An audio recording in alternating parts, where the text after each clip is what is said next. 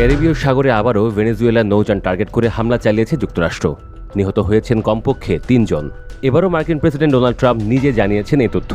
এবারও তার দাবি, মাদক পরিবহন করছিল নৌযানটি। ট্রুথ সোশ্যালে দেওয়া পোস্টে ট্রাম্প জানান, তার নির্দেশে চালানো হয়েছে মাদক বিরোধী অভিযান। মার্কিন গোয়েন্দা তথ্য অনুযায়ী গোপন রুট ব্যবহার করে যুক্তরাষ্ট্রে মাদক নিয়ে যাচ্ছিল চোরাকারবারিরা, এমন দাবিও করেন ট্রাম্প। নৌযানটি কোথা থেকে রওনা দিয়েছে বা কোন অবস্থানে থাকাকালীন হামলা চালানো হয়েছে উল্লেখ করেনি ট্রাম্প। পোস্টের সাথে 1 মিনিটের একটি ভিডিও যুক্ত করেন মার্কিন প্রেসিডেন্ট। এ নিয়ে তৃতীয়বারের মতো ভেনেজুয়েলার নৌযানে হামলা চালালো মার্কিন বাহিনী। ট্রাম্প এও লেখেন যে ঘটনাটি আন্তর্জাতিক জলসীমায় ঘটেছে এবং এই অভিযানে কোনো মার্কিন সেনা হতাহত হননি। যুক্তরাষ্ট্রের সাউদার্ন কমান্ডের আওতাধীন এলাকায় এই অভিযান পরিচালিত হয়। দক্ষিণ ও মধ্য আমেরিকা এবং ক্যারিবীয় অঞ্চলে মোট 31টি দেশ এই কমান্ডের অন্তর্ভুক্ত। যুক্তরাষ্ট্র চলতি মাসে ভেনেজুয়েলা থেকে যাত্রা করা কথিত মাদক পাচারকারী নৌযান লক্ষ্য করে আরও 2টি হামলা চালায়। সর্বশেষ এই নৌযানে হামলার বিষয়ে ভেনেজুয়েলার পক্ষ থেকে এখনও কোনো মন্তব্য করা হয়নি।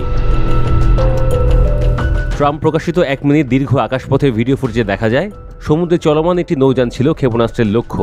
ক্ষেপণাস্ত্র নিক্ষেপের পর আগুন জ্বলতে দেখা যায়। এ মাসে এটি যুক্তরাষ্ট্রের 3য় হামলা, যেখানে কথিত মাদকবাহী নৌযানকে টার্গেট করার কথা বলছে ট্রাম্প প্রশাসন।